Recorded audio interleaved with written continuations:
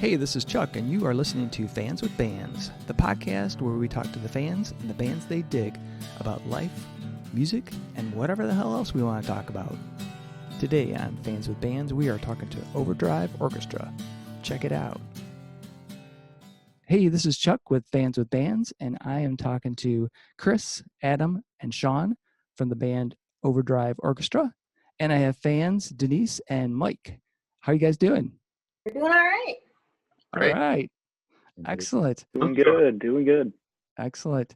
So kind of want to start it off with a little bit of kind of the background of the band. So how long has Overdrive Orchestra been around, and where are you guys based, and kind of give into that info?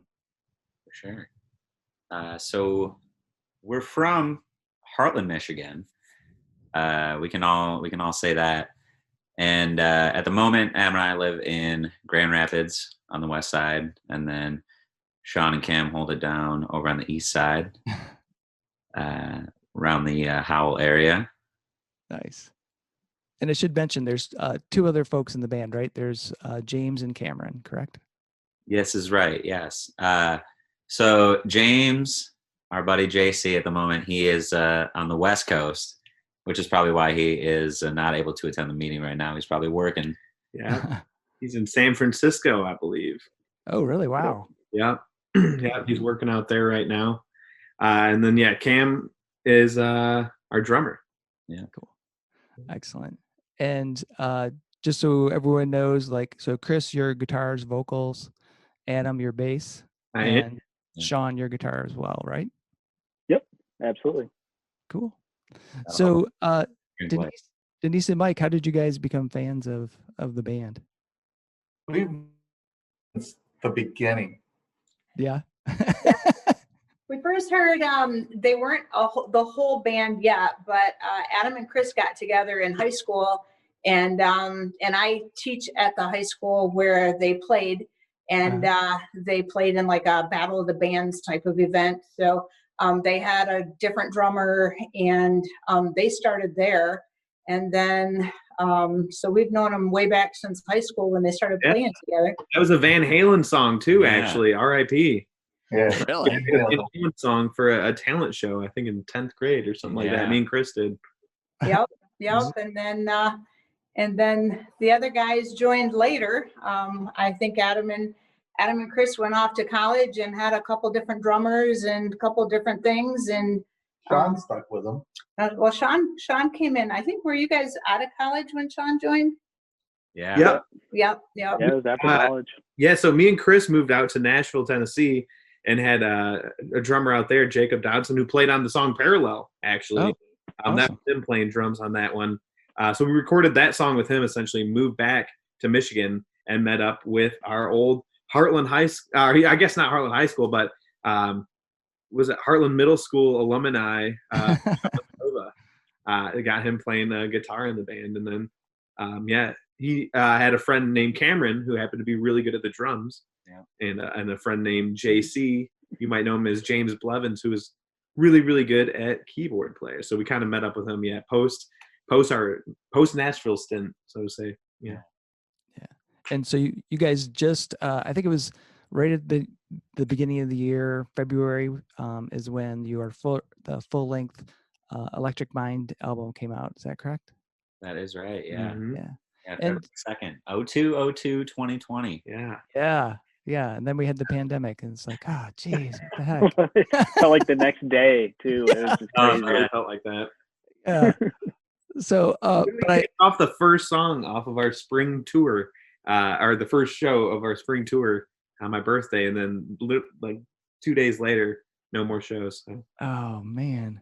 Well, I got the album, when I saw that was coming out, because I actually saw you guys for the first time. I think it was Winter Beer Fest in 2019. Yeah. Yeah. So that's when I became a fan. And then I saw you had the album coming out, so I got that, and you recently put it out on vinyl.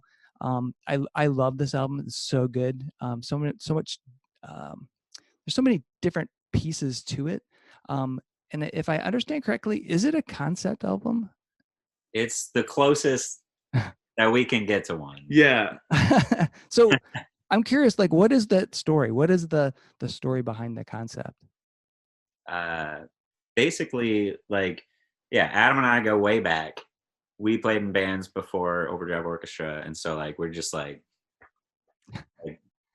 we had all the songs that we were working on, and then Shaun and Cam and JC all went to college together. They had like this other thing going on separate, and when we came together to start jamming, once we moved back from Nashville, like we were doing all right as like a 3-piece. That had been like our shtick for like 6 years. Absolutely. We've gone through probably in those 6 years, we might have had 8 drummers, or 9 drummers. So it was essentially, just me and Chris working it out as a 3-piece, and it was going pretty good. Yeah, we got like really good at the power trio, and then came back to Michigan. And all throughout this time, like I had like seen videos of Shaun playing guitar, and I was like, oh, that's right. Like we didn't go to high school together. Like had I known, like damn. and then Shaun and I finally played guitar together at a friend's birthday party, and it was like this. I was like, what just happened? And we just like went from there. So we became a 4-piece, and which was awesome, like super cool. And then we kind of like groomed JC. I don't know if that's the proper term. Like, I think that's proper connotation these days, but yeah, we courted him. Yeah. There you go. We played a bunch of shows in the middle of nowhere, Hell, Michigan. We played through Hell and back a couple times with him, and he it was really great. So it was a good time. So I guess to answer your question, the concept is Electric Mind is like we are all, we all have this spark of electricity in us. That is consciousness or whatever, whatever makes the human body tick, and we all kind of work together. And I had an idea, he had an idea, and we all kind of this was like our first culmination of electric rock instruments together as well. So it was just sort of like a way, it was like a giant, and the reason why it seems so cohesive, I think it's so much like a concept album, is because of the way we kind of just all just worked in on top of each other and just filled in all the right places. And then I think epilogue and the prologue part just kind of came out. Chris was messing around, and you could probably tell the story a little bit better, but he was really able to kind of get all the ideas, the culmination of what it means to be, a human into this album, and he was able to kind of transpose all those into one giant song at the end. It just worked out really well. So it wasn't initially, like Chris said, it's as close to a concept album could do, but it was really just like a culmination of different ideas that we all have had. Yeah. Cool. Yeah, Epilogue came about because with us being like the Overdrive Orchestra, right? They wanted to play off the orchestra part, because we already do that, like how we stack the guitars and everything. But I was like looking at it from a symphonic perspective. Yeah. Like, oh, a lot of these songs are in like either the same key or like the relative major or minor. I was like, I might be able to like string the riffs together in like a logical fashion. Yeah, you can definitely hear it in the epilogue, because that's really cool. And I definitely noticed that when I heard you guys live, how the guitars and everything, you guys have got this really cool layered sound that I think comes through really well on the album. So thank you. Yeah, so looks like we have another fan that's joined. Jason, how you doing? Can you hear me? Yeah, I'm doing all right. All right. What's up, Jason? What's up?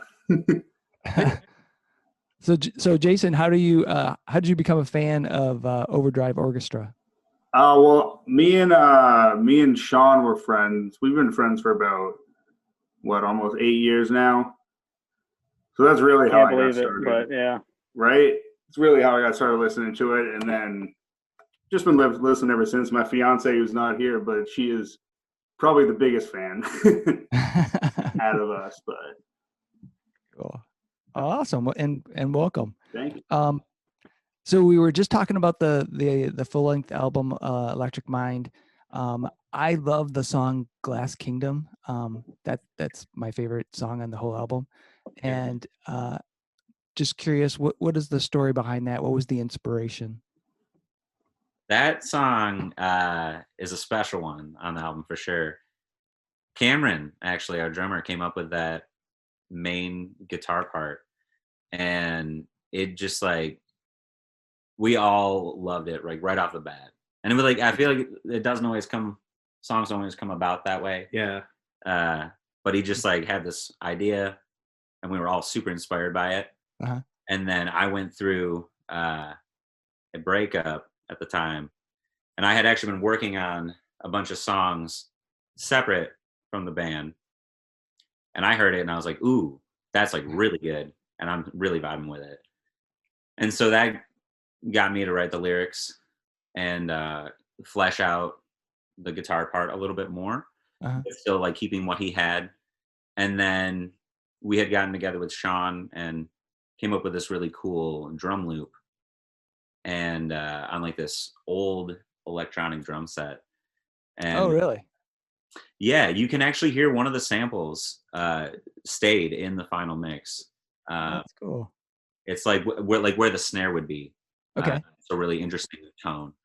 Yeah, because you can hear kind of like I don't want to say electronic sound, but there is a sort of a synthy backdrop to that song. So yeah, almost like if it wasn't a rock song, it could almost be a hip hop song. Mm-hmm. Beat. And yeah, that was cool. That was just like really like we have not done something like that.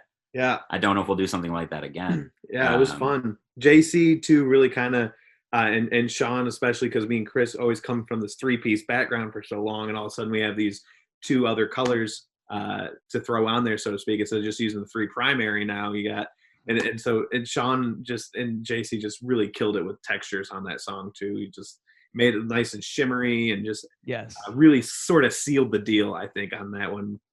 It was pretty straightforward in a lot of parts, and then between that and then Chris's Ebo part, and that really kind of it's a really spacey song. Yeah, it's got a lot of emotion to it, definitely, lyrically and just context.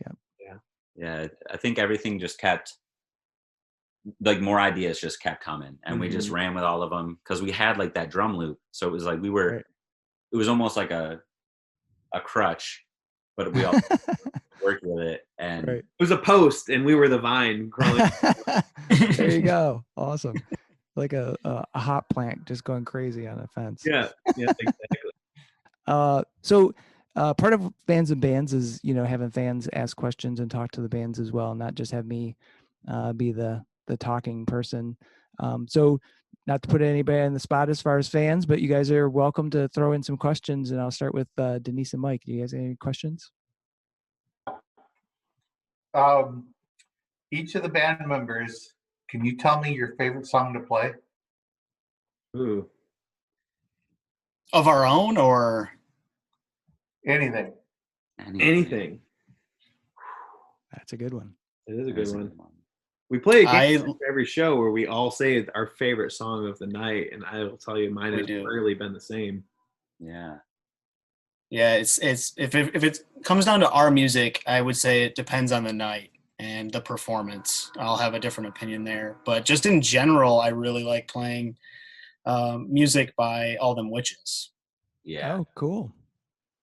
I would agree with that very much. So, repping their shirt. I don't know. Oh yeah, nice. I'm gonna fanboy over here. I'm a fan with a band, and it's all that. Awesome.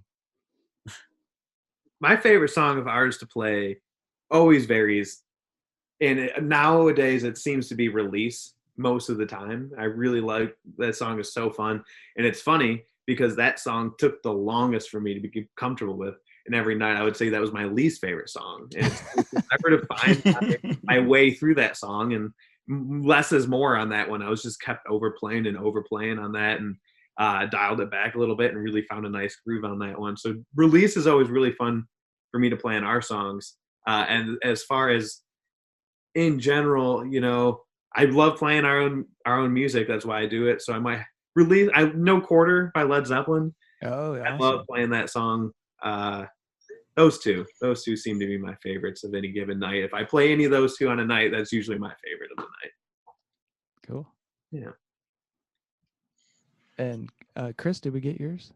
Oh man, I have to say, Release is a great choice. That is a great choice. Release is the long one. It is. The It long- is. Yeah, the psychedelic harmonica solo at the end. That's right. Yeah. Yeah, Craig Griffith of the Verve Pipe and many other projects, just tearing it up on that harp. Yeah. I might have to say Harvest might be my pick because I don't have to work as hard on that song. That's kind of a selfish choice, but I get to take a little bit more of a backseat on that song for the majority of it, and it's kind of a 2-in-1 because we've been playing those two songs back to back. So I don't have to pick Release, but I also really enjoy playing that song. We usually do them back to back because it sounds so good on the album, so we just do it live. But we do it more cohesively. It's less two songs and kind of just one really fun time. Yeah. Awesome. Cool. Yeah, we were very intentional with the placement of the songs on the album. So live, a lot of times we do have these two songs that just work so well together, and Release and Harvest are definitely those. Nice. Jason, you got any questions for these guys? I mean, I didn't come prepared with one, but I'll piggyback off that. Not your favorite song to play or anything like that, but your favorite just album in general, yours or otherwise. Ooh. Oh my goodness. That's another good one, because it's always fun to hear what people's influences are and what they got into, and I know it changes all the time, favorite albums, but yeah, so I guess right now what it is. Yeah. Mine has actually been the same probably since I've been 14. So half of my life, my favorite album has been 10,000 Days by Tool. Oh, awesome. Yeah, I love that album, I think, from start to finish. It does what they do the best in the shortest amount of time as they possibly could. Still the whole length of the album. But I like, and especially Justin Chancellor as a bass player. He's always pushing the envelope on what can be done. And on that specifically, he really blew my mind on what the bass can and cannot do in a song. And he proved that there's nothing that it cannot do. Nice. I would have to say Songs for the Deaf by Queens of the Stone Age. That's probably like start to finish. Like I can always listen to that album, always have a good time, and it never seems to get old for me. I love that. So yeah, that is a great album. I love that one too. Solid. I might have to say it's a toss-up for me between Houses of the Holy and I was gonna say that. That was up there for me. No joke. Oh yeah. Awesome. I don't know which one I would choose. I guess it more depends on who I'm talking to, because I feel like Physical Graffiti is like a cop-out because it's a double album. There's so much material there. Not be your favorite. It's a numbers game. It is a numbers game. But also, if we're talking like single LP, side A and B, like House of the Holy gets my vote. Awesome. So Denise and Mike, what are your favorite albums?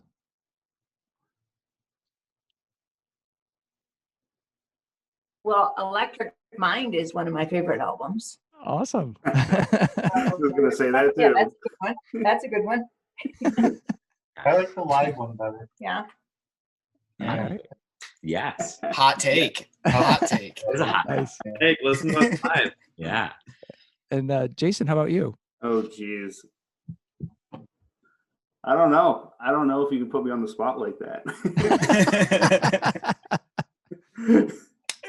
With your own question. With my own Damn question. you. Yeah. I don't know. I think if I go back to nostalgia, it's probably Tommy. Oh, By the Who. awesome. Just growing up, my dad always listened to that. Mm-hmm. I was a big fan. Good pick. Yeah. It's a good pick. Yeah. Great. Awesome. That's a great question. Do you guys, so Denise, Mike, any other questions? for Yeah. you? So, of all the venues you've played, which one is either the most memorable or the one you like the most? Ooh, of all the venues. You know, I used to work at Founders Brewing Company and work the shows there. So playing essentially not my own stage, but the stage that I worked with and put on shows on every night, being able to play that with all my coworkers and all my friends and whatnot. It's just a very interactive stage. So I always enjoyed when we would play there, which is a big reason why we chose to record the live album there. Not only does it have good sound quality, but just the vibe there, the crowd. The artist to crowd experience is totally there. Nothing really separates, the band from the fun. So, yeah, nice. I think for me, it's a toss up between Founders or the Blind Pig. Just the atmosphere at both of those places is always pretty electric. And I think some of our best performances have been at Founders and at the Blind Pig. And there's so much history at the Blind Pig too. I mean, it's really hard to beat just the feel when you walk in that place. So right. Yeah, that would be my picks. That was certainly the loudest of your concerts. It was. Yes, far and away the loudest. Everybody knows louder is more better, so it worked out. I would have to agree with Adam with Founders. I would say that's my most memorable, but I can't say that because the last time we played there, I was really sick, and I actually don't really remember the show at all. Yeah, you have little to no memory. I was like the sickest I've ever been in like the pre-COVID world. That's a bummer. Yeah, don't call it COVID. Yeah. But it was really close. Yeah. And but yeah, the live show or the live record that we have is great. I remember all of that. That was a fun time. And other venues. Honorable mention to the Pyramid Scheme in Grand Rapids as well. Yeah. I love that place too. That was a super fun show. Really fun. Love that place. Yeah, we played the Orbit Room before it shut down. Yeah, so that's like kind of cool, I guess. Yeah. With Saving Abel. Yeah. Oh, nice. Yeah, I saw Clutch there. Nice. Yeah, it was pretty fun. Yeah. So I was thinking of, when Chris, you were talking about remembering, well, all of you, when you're talking about remembering shows, and I've listened to some other interviews where some artists, and I know this personally myself, sometimes when you're playing music, it's this, you're very mindful of the music and not so much thinking about your performance, but just you're in the music and that's what consumes your mind.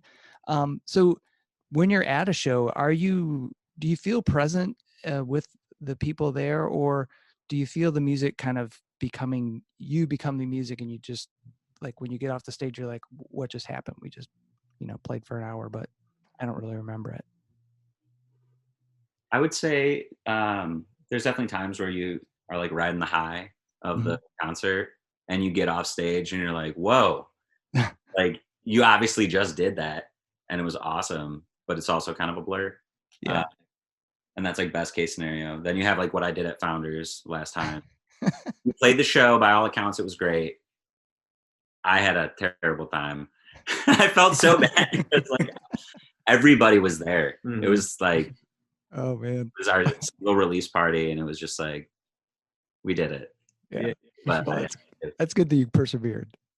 And persevere. I had to. I'm not. Are you kidding me? No. But man, it's the closest I've ever gotten. I was like, dude, I don't know if I can do it. And I was like, I got to do it. Look at all those people out there. You just got to do it, man. Right. Had a pitcher of water on the stage. I was good. So I was curious about the creative process. Since you guys are kind of spread apart, how do you, the back in the day, bands would get together in the jam rooms, kind of flesh out ideas. Are you more the new school thing where somebody comes up with the riff and kind of trade the sound file through the internet and develop that way, or is it a combination of those two methods? I would say it's a combination. It's a combination. I'm more so the old school guy myself, where it's like, yeah, I can write down something until like all day long and it sounds cool on this computer, and then I just like all of a sudden I'm playing it in that room and I was like, you know what, this doesn't have the energy that I was looking for. So I'm probably more so where I would say everyone else is I'm way more balanced than I am. I'm definitely the old school. It's almost a problem. Not quite yet. I just got a recording interface and stuff, so I can get back into fleshing out some demos and stuff. But yeah. It's definitely a quicker process to get ideas across with sound files. We've been doing that. We've embracing that more. But I think we all prefer to jam. We try to get together at least once a month. Yeah, bi-monthly usually is what ends up happening. Yeah. And it gives us time to kind of get these ideas brewing in our heads, and then we'll meet up and hash them out, and some of them work and some of them don't. You remember it, you go back and do it again in 2 weeks once you had more time to let things simmer, Yeah. So since the pandemic has kind of shut down shows and all that stuff, have you I haven't seen that you have, and maybe I missed it, but are you doing any kind of live streaming shows, or have you thought about doing that kind of show to the camera thing? So we did do a live stream show back in September. Yeah, September. Labor Day weekend. Like right before it, it was our first endeavor. And how was the experience for you guys? It was fun. But it was band also practice. It was also weird because we had some people in the room with us, and they were all having a good time. But it was like us playing to like 4 more people.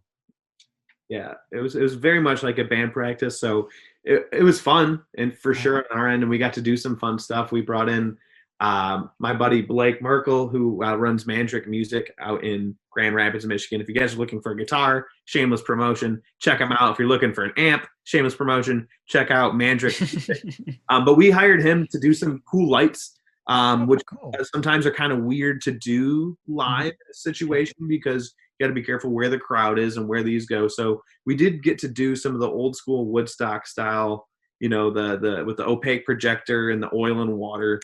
Awesome. Yeah, so that was fun.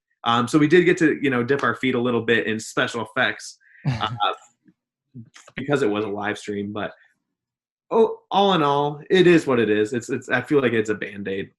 Yeah. I've watched a few different shows, either local and I don't know how the hell I missed yours, but it's a little bit strange because you sometimes wonder I can't imagine that there's the energy's there for you without having a crowd. So it would be hard. Adam put it best. I think when he said it's like band practice, it just really kind of feels.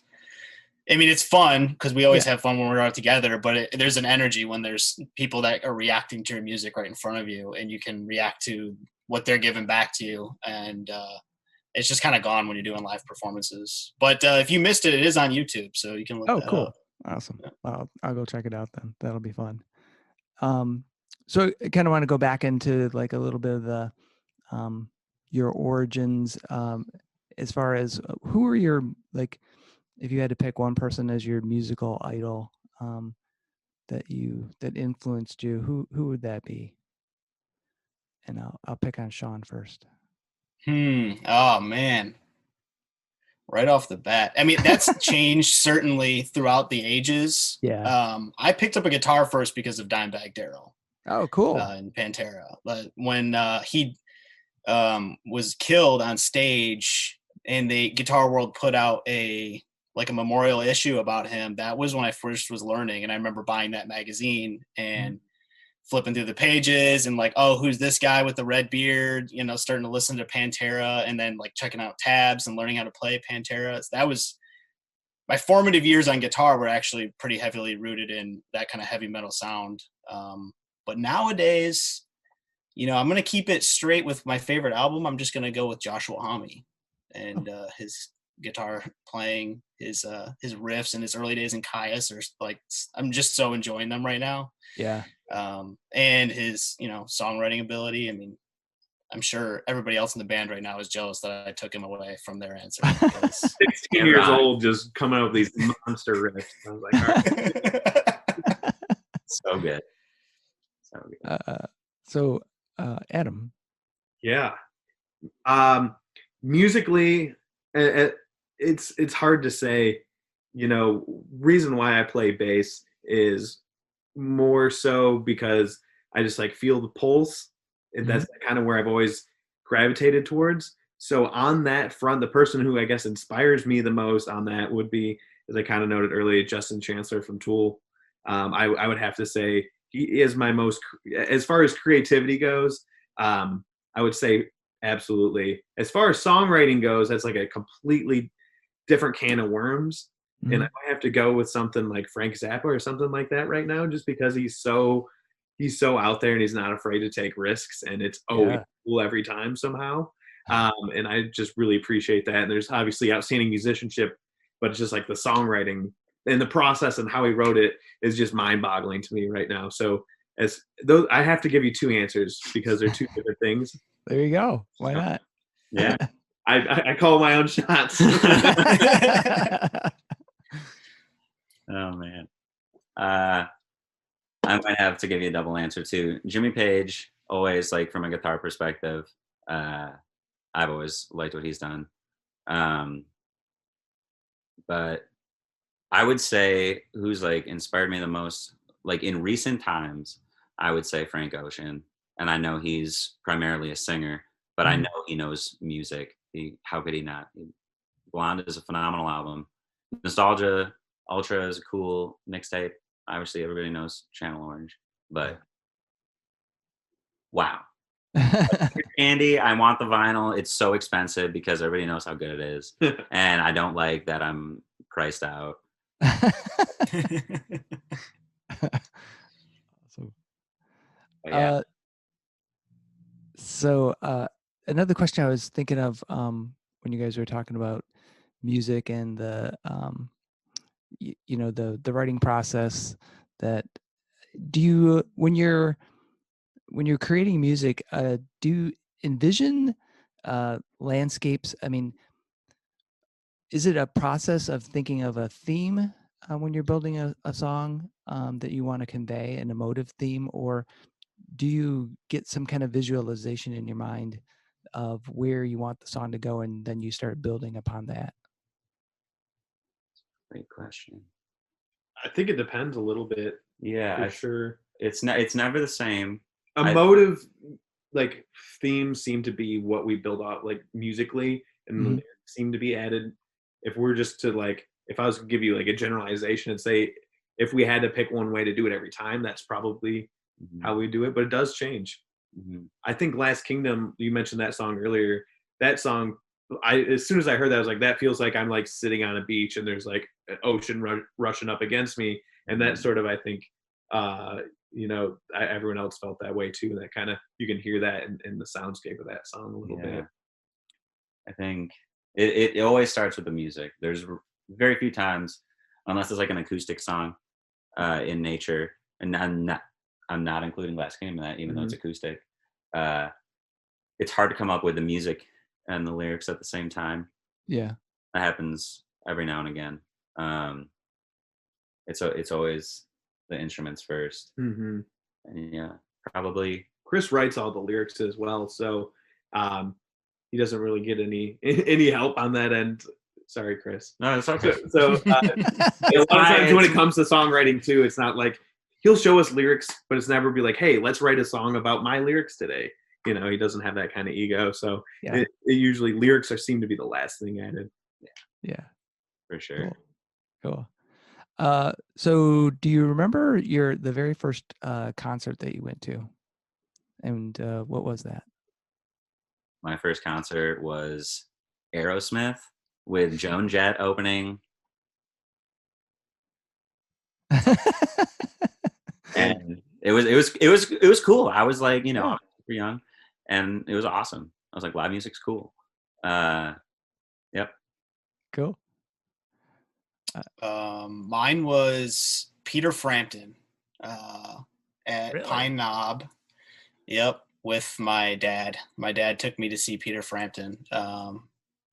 It was right after he put out, I think it was, what is it, the Fingerprints album where he does the Black Hole Sun cover. Hole Sun cover. Yeah, that's awesome. Yep. He was touring, I think mostly those tunes, but man, he could just rip. And when I saw, that guy could play. It was to this day probably one of my favorite concerts I've ever been to, just because of those early memories with my dad, but also because that guy can really play.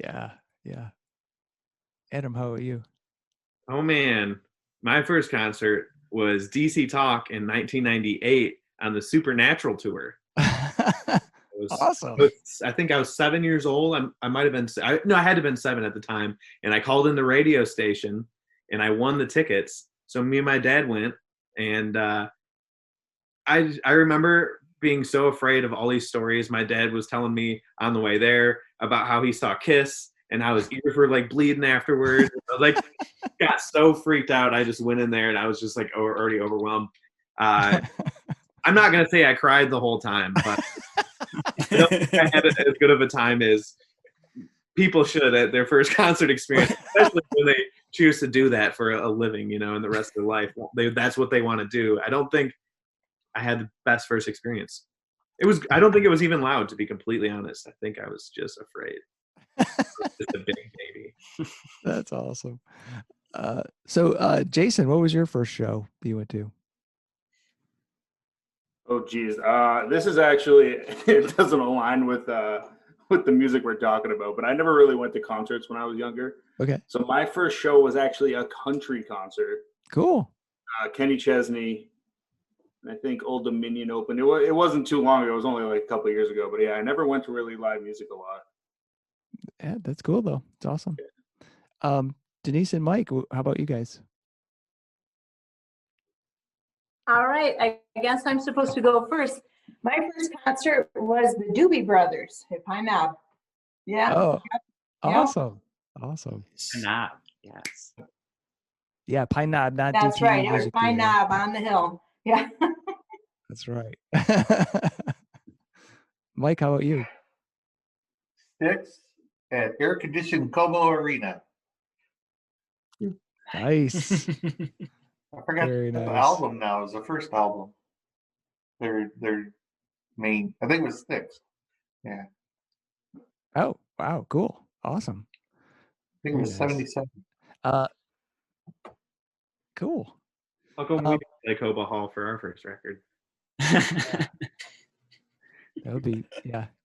If they still had shows there. Jeez. Yeah. Yeah.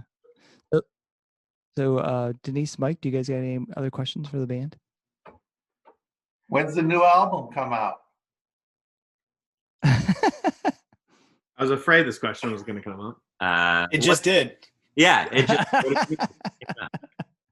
How's the new album coming? How's that? All right. How about, do you guys have any plans for, I know COVID puts a big damper on things, but any type of outside show event that you could do and keep social distancing safe somehow? Well, to answer that question, I'd like to ask you another question. Is when do you think the American public will be able to handle basic safety rules? So I kind of got to play by ear a little bit on that one for sure, because it's hard to do it. Even if you do it correctly, it's easy for it to just backfire on you. So there are no plans right now, unfortunately. There are no plans. Live streaming seems to be the most, I guess, the next most possible performance. But yeah, unfortunately, nothing on the live music front right now. Yeah. So I guess we can start working on that new album. Yeah, we kind of have. We don't want to We've been give away jamming. too much, but We've been jamming. There's some songs there. I mean, it's the circle, you know. You finish the record, and then you're like, all right, I got all these new ideas. Now that the other ideas are finally done, just wait till you hear the next batch. And everybody's hearing songs that came out in February, but we've been recording those songs for 3 years and playing them in bars and at venues. So we've had them for 3 years already. So, you know, it's kind of like everybody's like one album behind when you're in a band, you know?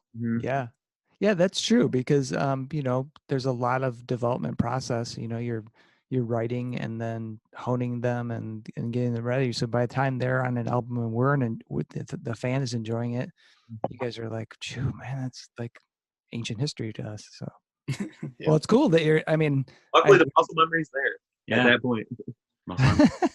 It's hard to mess it up. Yeah, we definitely don't really have to practice the old material, which is nice. We just like play it because we want to. Yeah. But yeah, we're jamming. We each brought a couple songs to the table a couple band practices ago, and we got a bunch of digital files going, and we've been recording all our practices and stuff too. So to answer your question, Mike, we do have some music planned ahead, and we'll be releasing it before you know it. Yeah.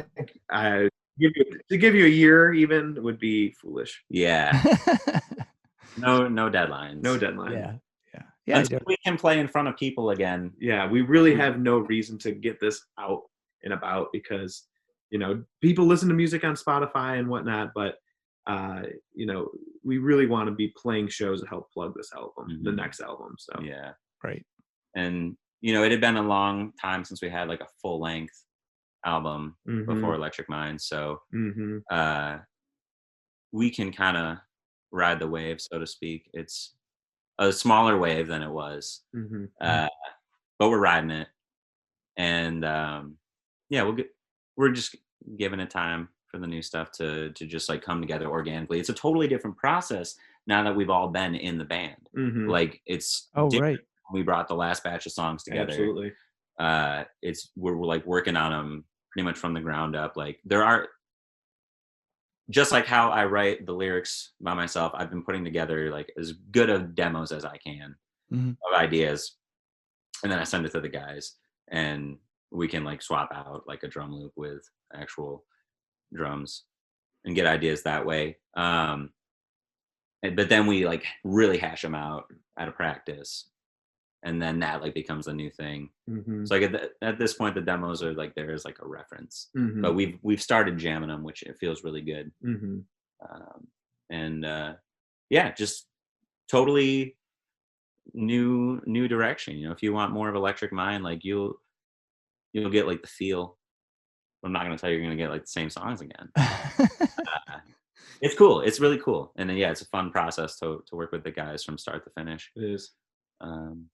It even goes as far as like last time we had songs almost done in our minds, like all the ideas were there and we just needed our friends to kind of like play on top of them and do their thing.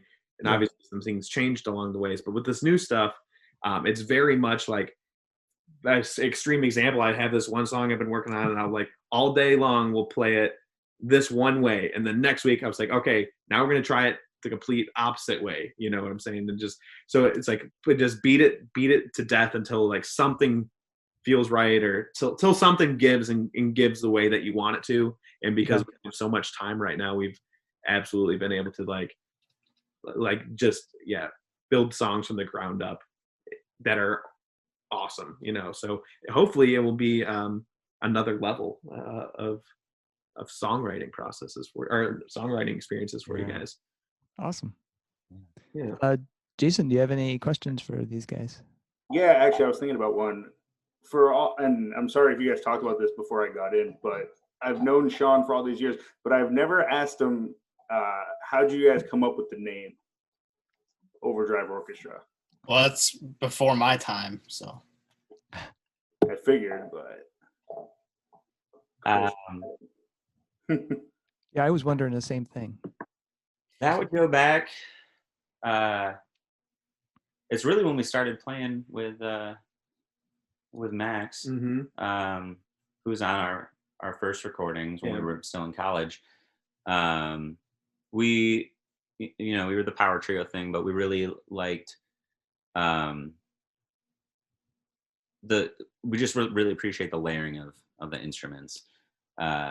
So that was, I think, where the orchestra part came from. Mm-hmm. But we also wanted to convey that like we're gonna play loud rock music. Like don't. Yeah, we Like- debated the name Overdrive actually at first. Was the first, I think the very first name that either me or Chris liked. Chris suggested, like, how about the name Overdrive? It seemed really cool. I was like, I felt like I needed something else. I was like, Overdrive. It's like it's just so vague, like it just sounded almost like radio rock.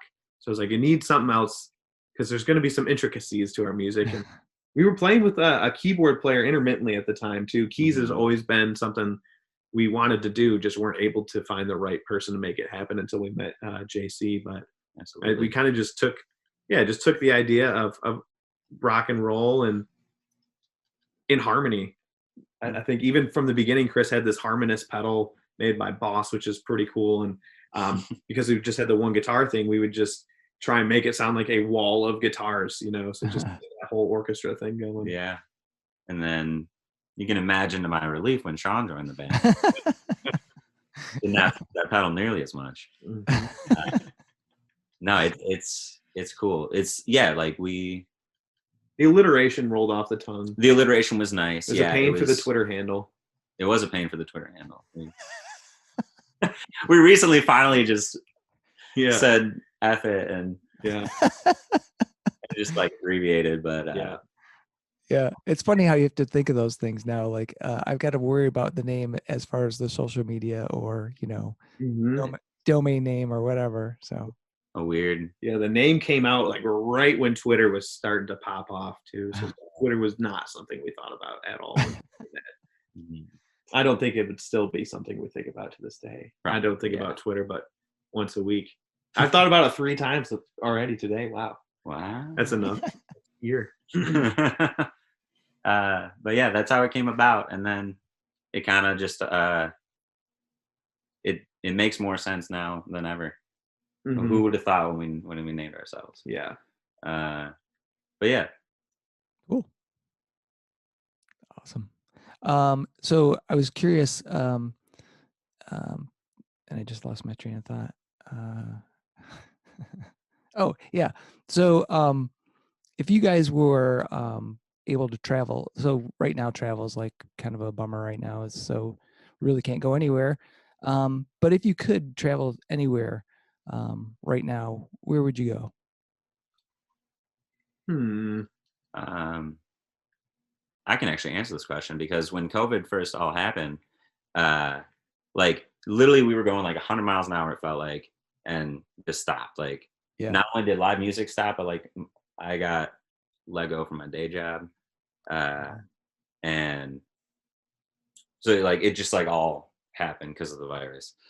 And you could argue that's my fault for choosing professions that happened, but also everybody I talked to was like, I had no idea. Like if you're a bartender, you're a musician, like it was wild. We thought about going to New Zealand, my partner and I. Cool. She had almost gone a couple of years ago, and we were like at the very beginning of the tour, just like casually talking. She's like, I never did go, and like the time to get a work visa was like running out. Yeah. And I was like, you could still do it. Like you got like a year and a half, like whenever we were talking about it. And then, everything came to a close. We're like, let's just get out of here. Like this is terrible. Right. And clearly all the borders closed. So yeah. That's but I would go to New Zealand. That would be really, really cool. And just like change it up. I was also set to go. We were going to go on a trip to the Pacific Northwest. Oh yeah. And that would have been at like the end of April. So it was like we were just about there. Yeah. And the world came to stop. So I guess that's still technically doable. I mean, you can actually get there, but New Zealand would be tough. Yeah. I don't know. I don't know how I feel about flying yet. Yeah, but, true. I will say I'm driving. I'm going on a trip in just a couple days, which I'm very excited about. I'm gonna head down to North Carolina because it's Nice. like far. Yeah. Swing through Tennessee on the way. I haven't Nice. been there in a couple of years. Cool. Where are you going in North Carolina? We're gonna go to Asheville. I just went there. Yeah. Yeah, it was It really cool. it And seems if you like beer, they have some great breweries down there. excellent. We like beer. Awesome. Yeah, we're gonna be doing that and swinging through Nashville. Big surprise. Oh, cool. Just worked out with the rhyming, you know. Mm-hmm. But yeah, that'll be fun doing that for a couple days, and then. Nice.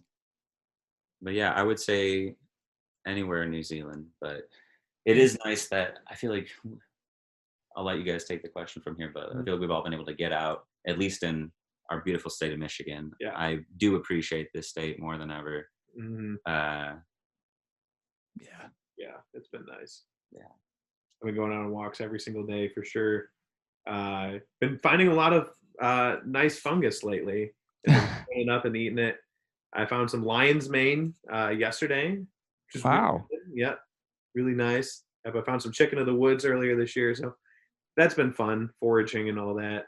But as traveling goes, because I get a good amount of like woods and lakes here in Michigan. Don't get as mountains. So I would have to say, if I was going anywhere in the whole world, I'd probably have to say Italy or Switzerland right now. Cool. On the mountains. Italy more for the weather, and Switzerland a little bit more for the sights. But yeah, either of those places, go hang out in the mountains for a while. I'd be beside myself.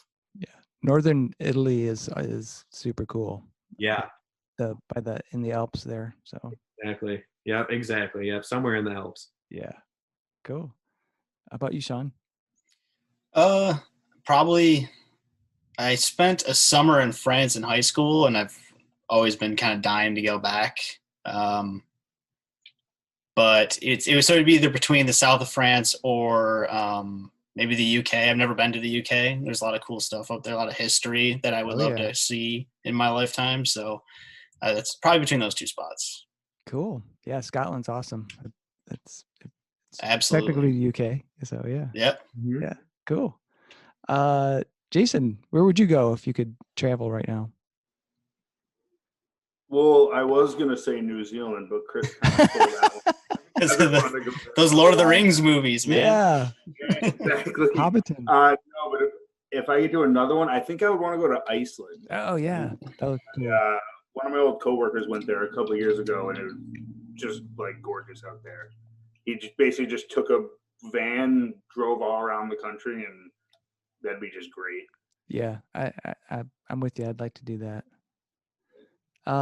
Denise and Mike, where do you guys want to go?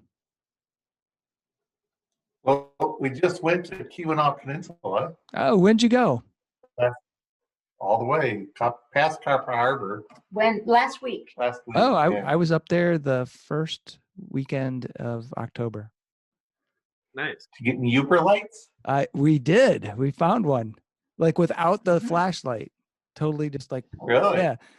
So a friend of ours loaned us his name's Jay Clancy. He's he owns Cognition Brewing in Ishpeming. Anyway, we met up with him and he gave us his light. But before that, like we had that light, but then we were out on a beach. Trying to remember where that was. Oh, it was Presqu'île over by Ontonagon, and Porky's. Anyway, we just walking this beach. We saw he had a rock that we could. Oh, maybe these are the rocks, and we were just picked up like each of us grabbed, I don't know, fistfuls of these rocks. We came back and we were just kind of doing a drinking game where you'd kind of flash the light on it, see if we got one, and we did get one, so it was fun. So anyway, where would you like to go? Because you just did that trip, but where would you like to go now? Well, we had a trip planned to Scotland in the spring. Oh, but that got canceled. Yeah. So now where? Yeah. So if you could go now, you would go there then, out to Scotland. Where were you planning to go in Scotland?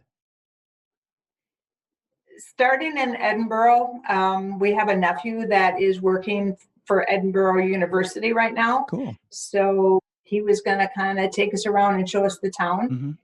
We were taking my mom with us. She's 83, and we were going to take her because she wanted to go see him as well. Yeah. And then we were going to just kind of go take a tour and go up into the Highlands and Isle of Skye and just try to see as much of Scotland as we could. And we were going to go for 2 weeks. Awesome. So we were just trying to, do the big chunk of Scotland and, just do as much as we could with, just see all the sights.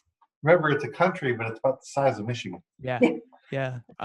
So if you're interested, I've been there twice. So if you need the info, just let me know. Because I went there to buy my kilt. So Nice. The tartan. That's true. So my other place for travel for Scotland, if it wasn't for the nephew there, I probably wouldn't have chosen that, although it sounded like fun, is Alaska's on my bucket list. Oh, yeah. I really would like to go there someday. So yeah, we'll see. Yeah. Yep. As soon as the plague is lifted, we'll be back, running around, going to shows and jamming and having good times. So right. Yeah. So guys, I really appreciate you guys taking the time to talk with me. It's been fantastic. I've got one controversial question to kind of wrap things up, and that is, pineapple or no pineapple on the pizza? Ooh. So you're going with pineapple? I'm not gonna lie. I don't know why it's so weird. I like pineapple on a pizza. If you don't, that's fine. I love pineapple on pizza as well. I think it makes a lot of sense. Tomato and pineapple thing, it's like been in salsa for generations. No one talks anything about it. People can't seem to comprehend tomato and pineapple together because there's cheese, and everyone knows cheese just makes things better. Shaun, what do you think? Apparently this is a really controversial question. I don't think it's my first pizza that I would order, but if I'm getting 2 pizzas, the second one's probably got pineapple on it. Yeah. All right. Yeah, absolutely. It's definitely not an option I go to, but like if it's there, I'll eat it. If that's an option, I'll have. I'm not a big, you can't do this, so right. Yeah. And Denise and Mike, what do you guys think? If it's pizza and I'll eat it. I don't care what's on it, except for maybe anchovies and green olives. Other than that, I'll eat it on pizza. Yep. Awesome. Take it off. There's the one. Yeah. I take it off. Well, I was going to say, Mike, I'm with you because pineapple, it just sounds like a sacrilege, but pizza's awesome. So I would probably pick it off, but anyway. So guys, thanks again. Really appreciate you taking the time, and love the album. And I got it on my Spotify list. I listen to it, at least once a week, and hopefully more and more people will be listening to it. So anyway, I dig it. Thank you guys again. Thank you, Thanks Chuck. so much. Thanks for doing this. All right. Yeah, thanks, Chuck. Appreciate it. Yep. Thanks again to Chris, Adam, and Shaun from Overdrive Orchestra, and fans Denise, Mike, and Jason for joining me on this episode of Fans with Bands. Go check out Electric Mind by Overdrive Orchestra. It is a wonderful and emotive rock album that I'm sure you will love. See the show notes for all the details and links. These are tough times for everyone in the creative industry such as music. Your support of live streaming events, purchasing music and merchandise is critical. If you can help your local artists, please do. If you are in Michigan, consider following the Playing in the Detroit Area Tonight Facebook page. It is a place for fans and bands to support each other and share our combined love of music. Thank you so much for listening. Be sure to hit subscribe on your favorite podcast service to get each and every episode of Fans with Bands. Spread the word by rating the show and leaving a comment. We want to hear what you think. You can keep in touch by following us on social media. This is a Life in Michigan production. Until next time, be well and kick out the jams.